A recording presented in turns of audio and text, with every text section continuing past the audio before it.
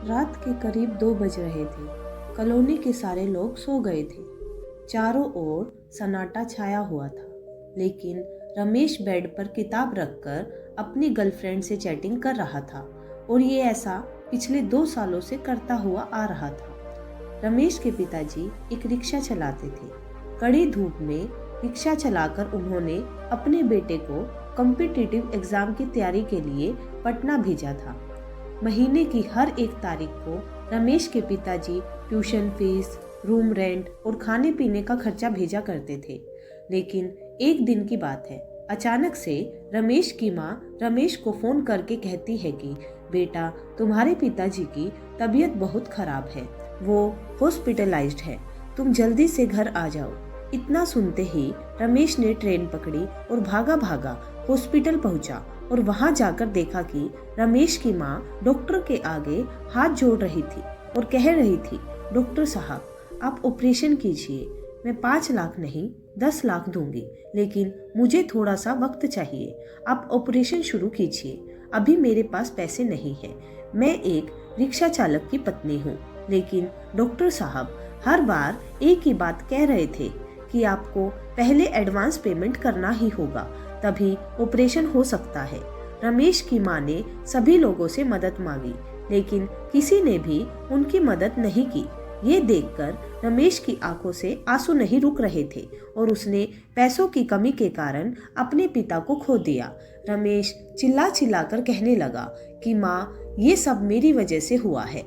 मैं उतना काबिल नहीं बन पाया जितना अभी तक मुझे बन जाना चाहिए था। रमेश अपने आप को कोसने लगा कि काश मैं अच्छे से पढ़ लेता, अच्छे से मेहनत कर लेता, तो आज मेरे पास भी जॉब होता, कुछ कर रहा होता और मैं अपने पिताजी को बचा पाता।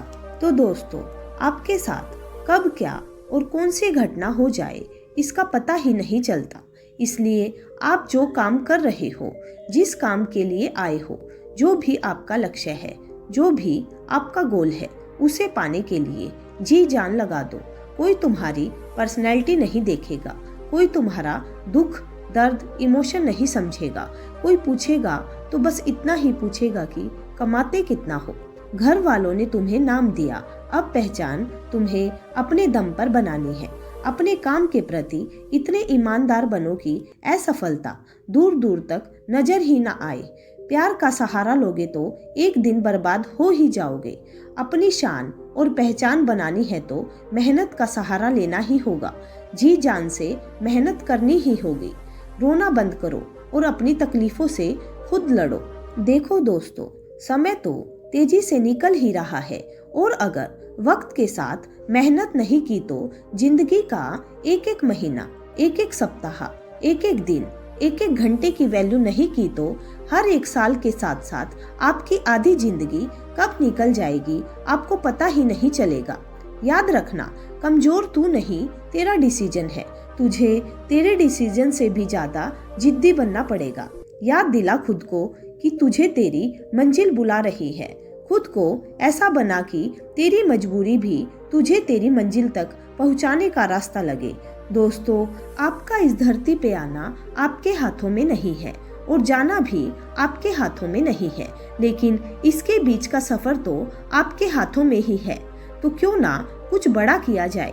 अरे, तुम्हारी जिंदगी में तुम्हारे सभी दुखों का नाश होगा अगर तुम्हारा संघर्ष सबसे महान होगा। अपने जीवन को इतना महान बनाओ कि आपकी जीवनी सुनकर दूसरे लोगों को महान कार्य करने की प्रेरणा मिले। रास्ते कभी खत्म नहीं होते दोस्तों, बस लोग हिम्मत हार जाते हैं। अगर तैरना सीखना है तो पानी में उतरना ही होगा। यूं किनारे पर बैठकर कोई गोताखोर नहीं बन सकता। मंजिल तक पहुंचने का रास्ता आसान नहीं होगा। इस रास्ते में बहुत सारी मुश्किलें आएगी जो आपका रास्ता रोकना चाहेगी, लेकिन आप रुकना मत, बस चलते जाना। बदल जाओ वक्त के साथ या वक्त को बदलना सीखो। मजबूरियों को मत कोसो, हर हाल में चलना सीखो। तो दोस्तों, मैं आशा करती हूँ कि आज की ये एक छोटी सी कहानी आपको जरूर पसंद आई होगी। दोस्तों, आज की ये कहानी कैसी लगी आप मुझे कमेंट करके जरूर बताइएगा। और दोस्तों, अगर आपने अभी तक हमारा चैनल सब्सक्राइब नहीं किया है तो प्लीज़ उसको सब्सक्राइब कीजिए और बेल आइकन को दबाना मत भूलिएगा, ताकि आने वाले नए वीडियो के नोटिफिकेशन आपके पास जल्द से जल्द आ सके। तो चलिए मिलते हैं एक नई कहानी के साथ। तब तक के लिए bye bye and take care.